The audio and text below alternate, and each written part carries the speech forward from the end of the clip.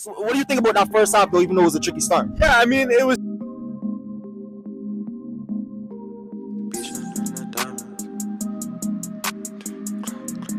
Yes, welcome back to another episode on Gunner Street, and we're here after Arsenal pick up a tight 1-0 victory at the Tottenham Hotspur Stadium. That's 3 wins at Spurs Stadium in a row. First of all, I'm here with Brandon. Alex. Now, going into this game, a lot of concern was about injuries, especially in that midfield area. No Rice, no Moreno, no Odegaard, and that's the midfield three I think all of us would want to see from the start of the season. Going into this game, first of all, who would you start, and do you think the lineup was right by Mikel Arteta?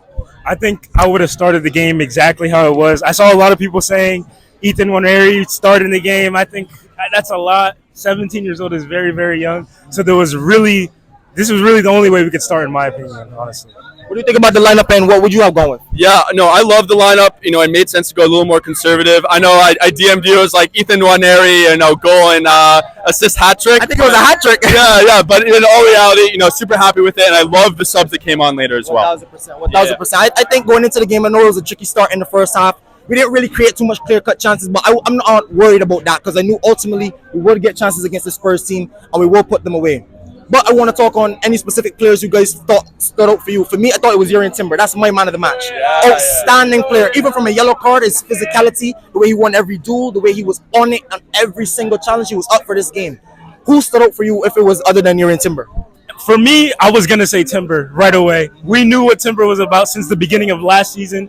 So it feels like a new fucking signing. It feels like a new signing, bro. I'm not surprised one bit by the performance he put in. And I'm not going to lie, I was very, very tired of Zinchenko. So I'm just very, very happy for Timber. I can't say anyone other than Timber. He had a monster. Gabriel, too. Gabriel was monstrous today. Him and Saliba, I thought, to be honest, when they defended, they held the box really well. I thought Partey and Jorginho had a bit of a difficult time in there today. They didn't really hold the ball like I thought they would, and it caused a lot of pressure on the centre backs. Anybody you would like to big up and that stood out for you? Yeah, I mean, Gabriel has to get man of the match, but honestly, the entire defense, even Raya as well. I honestly think we have one of the best defenses in the entire world, and we really showed, championship mentality to go into this match without our starting midfield. It was a really big deal that we got not only through the line. Maybe some people would argue for a 0-0 tie, a 1-1 tie would be good. We went for the full 3 points, and that was fantastic mentality by the Arsenal. And I like the mentality for not only Arsenal players and the staff, but the fans. I haven't talked to a single fan that thought we were going to lose this game or draw this game. Everyone went with the mentality that we have to get 3 points and we need to get 3 points. And we saw it out there today on the pitch. For me, I thought Kai Havertz was another outstanding player. I thought he worked a lot well. He won his headers, he won his duels a lot. I thought he was really, really willing to get in behind. But another massive game coming up against Atalanta, our first Champions League game with the new format, so we'll see how that goes as well.